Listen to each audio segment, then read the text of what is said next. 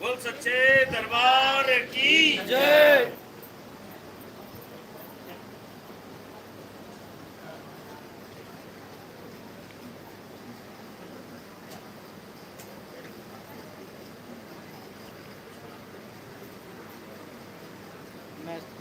बोल सच्चे दरबार की जय जय।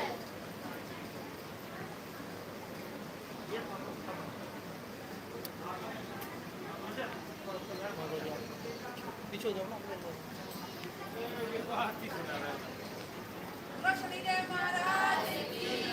बोले शाबीर प्यारे की। बोलो सतगुरु भगवान की जय। शंकर भगवान की जय। सलीतो महाराज की जय। बोल माता रानी दाई की जय। बोल गुरुदेव महाराज की जय। बोल सच्चे दरबार की जय। बोल मन्नू भैया की जय शनिदेव। जय बोल शनिदेव। सच्चे दरबार की जय। बोल शेरावाली मैया की जय। बोल 33 करोड़ देवी देवता की जय। बोल गुरुदेव महाराज की जय। बोल राजवीर गुरुदेव महाराज की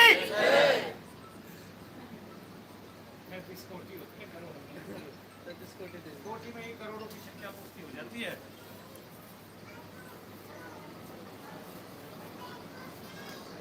बोल सच्चे दरबार की जय।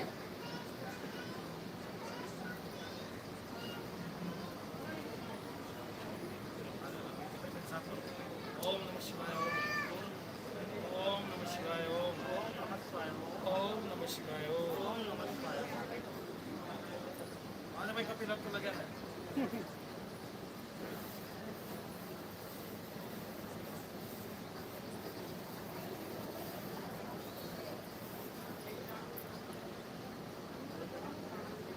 सच्चे दरबार की गुरु भैया की भाभी जी की।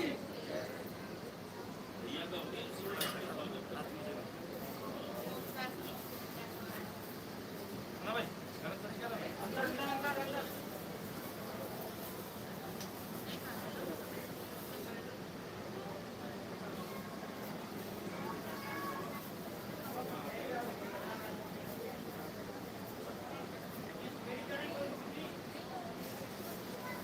आराम से आराम से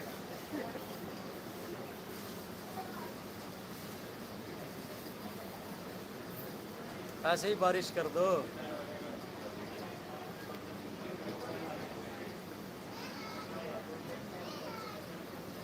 बोल सच्चे दरबार की जय हो।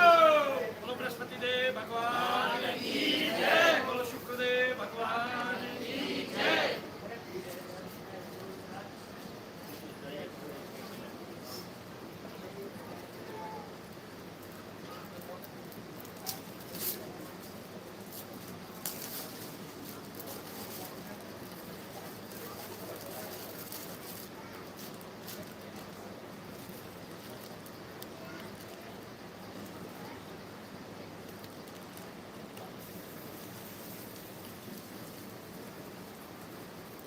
जय शनिदेव। जय शनिदेव।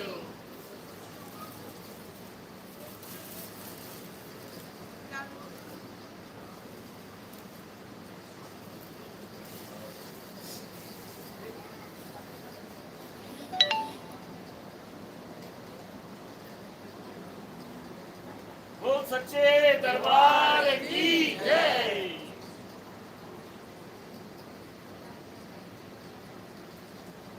तो आज गुरु पूर्णिमा का दिवस है। गुरु पूर्णिमा का जो दिवस है वो हमारे जीवन में बड़ा ही महत्व रखता है। जो हमारे चक्षु का उन्मीलन कर हमें हमारे प्रभु की याद दिलाए, हम पर करुणा करे और हमें हमारे कष्टों से मुक्ति दिलाए।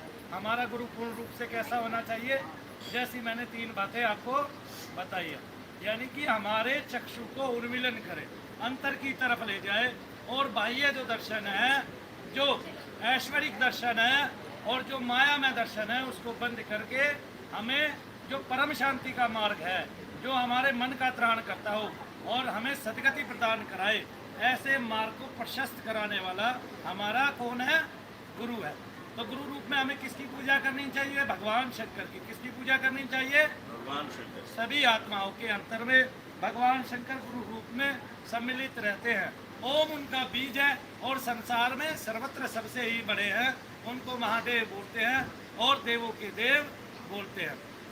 तो सकल ब्रह्मांड जो है वो उन्हीं की अनुकंपा से चलायमान है। हम जितने भी जगत में जीव हैं उन सबके अंदर जो श्वसन क्रिया हो रही है उस श्वसन क्रिया को कराने वाले भगवान शंकर है। आपको प्रेरणा देने वाले, ज्ञान देने वाले भगवान शंकर हैं और हनुमान जी महाराज उनका अवतार हैं, रुद्र अवतार है। तो हनुमान जी महाराज भी आपको ज्ञान प्रदान करते हैं, शक्ति प्रदान करते हैं, भक्ति प्रदान करते हैं।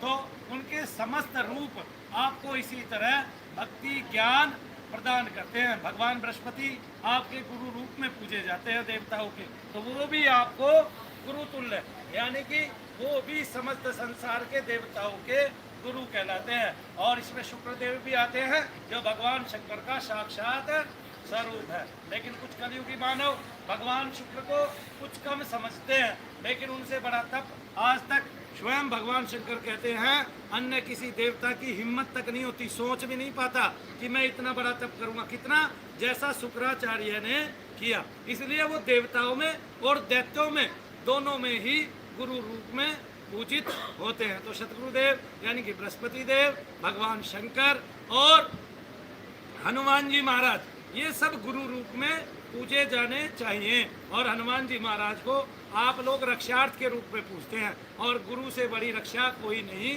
संसार में कर सकता। हमें सभी भयों से मुक्ति दिलाकर हमारे समस्त प्रकार के सभी भय का निवारण कर, त्राण कर, हमें उसकी भक्ति दिलाने वाले हनुमान जी महाराज गुरु रूप में सर्वत्र जगत में विख्यात है। तो हमें हनुमान जी महाराज की भक्ति करनी चाहिए, शंकर भगवान की भक्ति करनी चाहिए, बृहस्पति देवता की भक्ति करनी चाहिए, शुक्र देवता का आचरण ग्रहण करना चाहिए और भक्ति करनी चाहिए। इन देवताओं का जब हमारे ऊपर आशीर्वाद हो जाता है तो हमारी सकल मनोकामनाएं सिद्ध हो जाती हैं और इस संसार से हमारी उन्नति होती हुई हम भगवान की तरफ उन्मुख हो जाते हैं।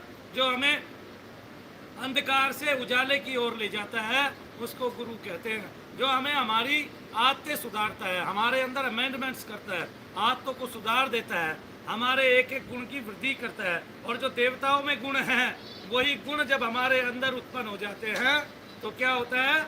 हमारा जीवन बदलने लगता है, हमारा ढंग बदलने लगता है, हम पर कृपा होने लगती है, करुणा आ जाती है देवता की। और हम जिस देवता की भक्ति करते हैं उस देवता की शक्ति, भक्ति और उस देवता के गुण हमारे अंदर आने चाहिए। तभी हमें पता चलता है कि हमने फला देवता की भक्ति की है। कोई हनुमान जी की भक्ति करता हो तो उसके अंदर ऐसी भक्ति का गुण आना चाहिए जैसी हनुमान जी ने श्री राम की। कैसी की? श्री राम की। वही भक्ति के गुण हमें आने चाहिए। और जो हनुमान जी की भक्ति करता हो वो रामायण को विशेष रूप से पढ़े, सुंदरकांड को विशेष रूप से पढ़े कि कैसे हनुमान जी महाराज बिना देखे ही लंका पार कर गए कि अब इसको तो देखना ही नहीं, पार ही करना है, बिना सोचे समझे भगवान राम के कार्यों के लिए कुछ भी कर गुजरे। तो वो जो है वो भक्ति, जो इसको बोलते हैं अंधश्रद्धा, है ना। एक ऐसे समाज में जो है बहुत सारे लोग हैं जो अंधश्रद्धा को क्या समझते हैं? अंधभक्ति समझते हैं। अंधभक्ति ही करनी चाहिए अपने इष्ट की। ये मैं आज आपको बता देता हूँ। अपने इष्ट के लिए आपको अंधा हो जाना है कि आपने अपने इष्ट के अलावा किसी और को देखना ही नहीं है, क्योंकि समस्त जगत आपके इष्ट के पीछे खड़ा है, ना कि आगे खड़ा है, ना बराबर में खड़ा है। तो इष्ट की प्राप्ति करने पर हमें जो है गुरु रूप में हनुमान जी महाराज को पूजना चाहिए। क्योंकि वो हमें भगवान से मिलाने वाले हैं। देखिए, एक हुआ रावण और दूसरे हुए हनुमान जी महाराज और तीसरे हुए विभीषण। विभीषण ने भगवान राम को पहचान लिया, हनुमान जी ने परीक्षा करके भगवान को पहचाना, ब्राह्मण का वेश धारण करके। और तीसरे हुए रावण, कि रावण ने भगवान को पहचाना ही नहीं, अहंकार आ गया और बल का मद आ गया और क्या हुआ? और विद्या का अभिमान आ गया। तो इससे रावण का जो पद है वो गिर जाता है। रावण की उच्चता जो है वो नीचता में बदल जाती है। लेकिन हनुमान जी जो है वो उच्च मार्ग पर हमेशा आसीन रहे और समस्त जगत में, सभी लोकों में और सभी युगों में वो साक्षात हैं और हमेशा तत्परता से उत्पन्न होने वाले हैं। जहाँ भी उनका नाम लिया जाता है वो तुरंत वहाँ आकर हाजिर हो जाता है। तो भगवान शंकर के अलावा हनुमान जी महाराज, बृहस्पति देवता, शुक्र देवता और हमारे जीवंत काल में जितने गुरु के रूप में अच्छा आचरण करने वाले लोग हैं, जो न्यायदायक है, जो आपको नीति और विद्या सिखाने में सक्षम है, जो आपको भगवान से मिलाने में और भगवान की बातें बताने में सक्षम है, उनको हमें सबको ग्रहण करना चाहिए ही चाहिए। तो हमारा जीवन नेक होना चाहिए, सुदृढ़ होना चाहिए और सुदृढ़ बनाने वाला भी पीछे कोई होना चाहिए। सबसे बड़ी बात, जिसको भी आप गुरु बनाएं, कम से कम उसके अपने अनुभव जरूर होने चाहिए, संसार में गति के, संसार को जीने के और संसार में तरक्की के और संसार के दुख को हरने का उसके पास कुछ तो साधन हो, अथवा हमें भक्ति प्रदान करने का उसके पास कुछ तो साधन हो। अगर उसको इसकी कृपा हुई है तो आपको इसकी कृपा हो सकती है। अगर आप उसको इसकी कृपा नहीं हुई है तो फिर आपको कैसे होगी। तो कबीरदास जी एक दोहा लिखते हैं, गुरु गोविंद दोऊ खड़े काके लागो पाए और बलिहारी गुरु आपने गोविंद दियो बताए। अब जब तक गोविंद नहीं आते और गुरु आपने बना लिए तब तक गुरु पूजनीय नहीं है। जब आपने गुरु का पूजन किया है तो गोविंद मिलने चाहिए। तो हमें सबसे पहले तो क्या करना होगा, अनन्य भाव से भगवान की शरणागति ग्रहण करनी होगी।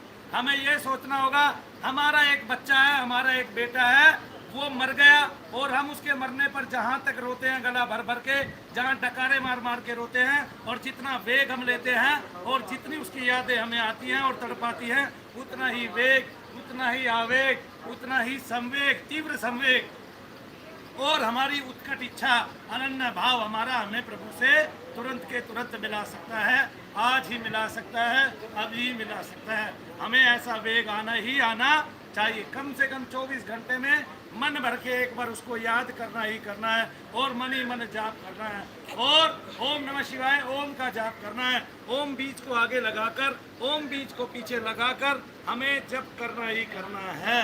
तो महाअवतारी बाबा जी कहते हैं कि जो इस तरह से ओम लगाकर आगे और ओम पीछे लगाकर मंत्र का जाप करता है, तो ओम जो है वो किस तरह, जैसे चावल के दाने पर भूसी होती है तभी वो पौध के रूप में उग सकता है और तभी वो एक नया पौधा हो सकता है, उत्पन्न हो सकता है और आगे हमें चावल प्रदान कर सकता है। जिस चावल के ऊपर भूसी नहीं होती उसकी पौध कभी भी नहीं जमती है, उसको कितने ही सालों तक डाले रखो नहीं उजमेगी। तो जो चावल की भूसी है वो ओम रूप है, तो उस तरह से उसकी पुष्टि होती है।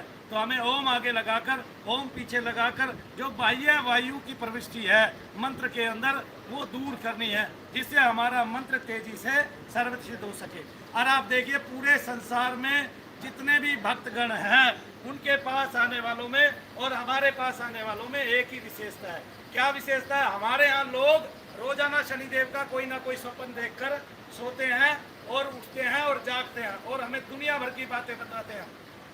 हमारे सबके रोम बार बार खुलते हैं। कितनी दिव्य बात है। इसका मतलब क्या है?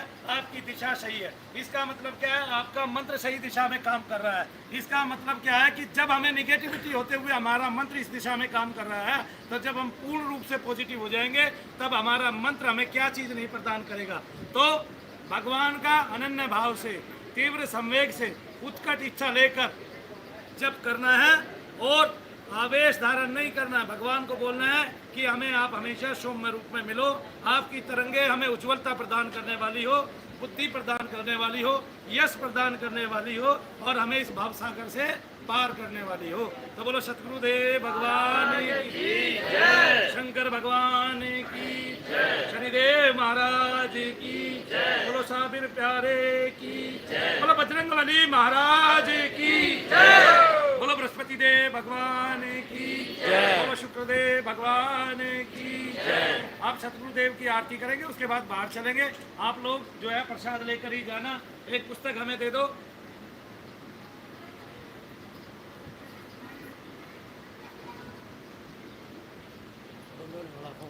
बंद होने वाला।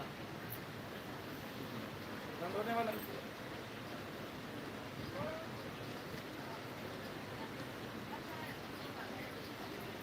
3%।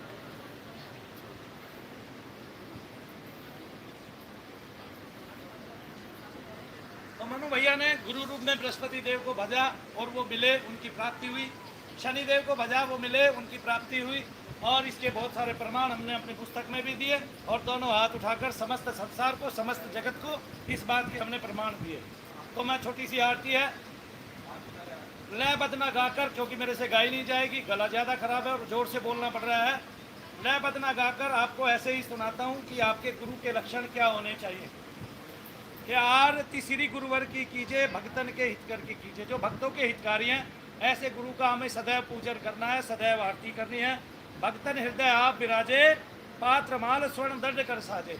और जो बृहस्पति देवता हैं वो पात्र उनके हाथ में है, एक माला है गले में और स्वर्ण का दंड है उनके हाथ में, और भक्तों के हृदय में सदा विराजित रहते हैं। दरस करत अवगुण सब भाजे, जिनके दर्शन से ही समस्त अवगुण जो हैं हमारे शरीर से दूर हो जाते हैं तत्काल उसी समय। वो बात अलग है, घर जाकर फिर आ जाते हैं, क्योंकि हम संसार में रमते हैं तो माया अपना प्रभाव दिखाती है, लेकिन कुछ चीज़ें सदा के लिए दूर हो जाती है। कृपा मैं सागर की कीजिए, आरती श्री गुरुवर की कीजिए, भक्तन के हितकर की कीजिए। जो कृपा के सागर हैं, अनंत रूप से हम पर कृपा बरसाने वाले हैं, ऐसे सदगुरुदेव भगवान की सदा ही जय हो और सदा ही हम आरती करें। बृहस्पति धनु मीन के स्वामी, अंगिरा नंदन अंतर्यामी। जो अंगिरा ऋषि के पुत्र हैं, अंतर्यामी है, सबके हृदय के भाव को जानने वाले हैं, और धनु और मीन राशि के स्वामी हैं। बुद्धि प्रदायक ब्रह्म पथगामी, और जो हमें बुद्धि प्रदान करने वाले हैं, और ब्रह्म का यानी कि भगवान का यानी कि उस अनंत का रास्ता दिखाने वाले हैं, वो बिंदु मार्ग दिखाने वाले हैं। दुख हर सुंदर वर की कीजिए, जो संसार में सदा ही सबसे सुंदर है और सबका दुख हरने वाले हैं, उनकी आरती हमें नित्य प्रति करनी ही करनी चाहिए। पुरुषार्थ मार्ग दिखलावे, पुरुषार्थ करने का मार्ग दिखलाते हैं। जो सदगुरुदेव होते हैं वो क्या दिखलाते हैं? पुरुषार्थ मार्ग। मैं भी पुरुषार्थ का ही मार्ग दिखलाता हूँ। सवेरे बैठो, रात तक काम ही काम करो और हर रोज काम करो, कोई भी दिन खाली ना जाओ। आपने देखा भी होगा, देवता भी इधर उधर भागते रहते थे, आज यहाँ मीटिंग, कल वहाँ मीटिंग, परसों यहाँ मीटिंग, ऐसा तो देख लिया होगा ना टीवी में। दोष कर्म का सभी बतलावे, पुरुषार्थ मार्ग दिखलावे, और साथ साथ आपको कर्म का जो दोष है उसको निकालते भी हैं, निवारते भी हैं और आपको बताते भी हैं। ईश्वर भक्ति में मन लावे, और उस ईश्वर से, भगवान से, उसकी अनुकंपा से जो हमें जोड़ने वाले हैं, ऐसे जगदीश्वर, ऐसे जगदीश रूपी ईश्वर, ऐसे सर्वेश्वर और सर्वेश्वर, ऐसे जगदीश्वर अनुचर की कीजिए, और उसके भी जो अनुचर हैं उन सबकी आरती हमें करनी चाहिए गुरु रूप में।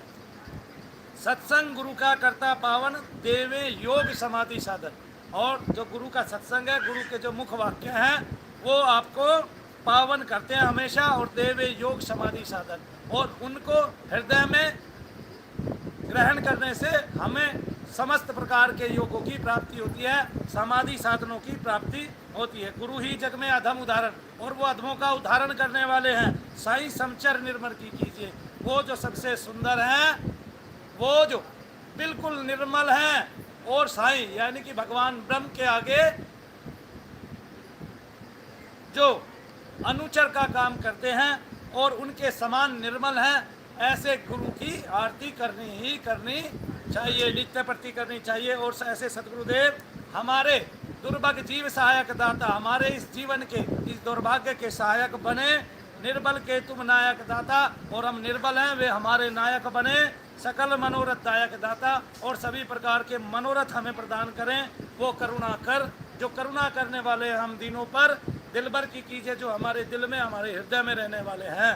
तो आरती श्री सदगुरु की कीजिए, भक्तन के हितकर की कीजिए।